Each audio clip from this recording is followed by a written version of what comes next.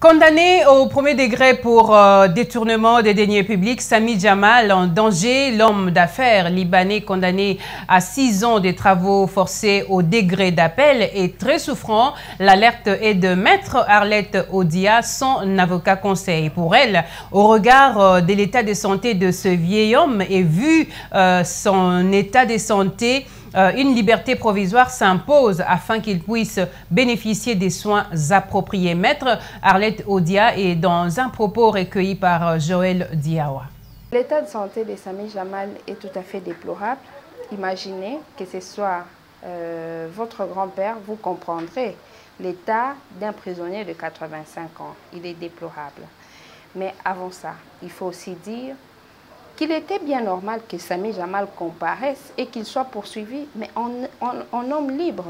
Ça avait été la demande de l'ancien ministre de la Justice, notamment Maître Tunda Kassede, qui avait demandé au parquet qu'en vertu ou au regard de l'âge très avancé de Sami Jamal, qu'il comparaisse en homme libre.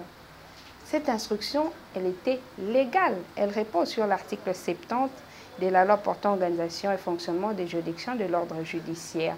Mais la demande avait été rejetée par le parquet, ce qui est anormal parce que le ministre de la Justice assure le parquet le pouvoir d'injonction tel que veut la loi.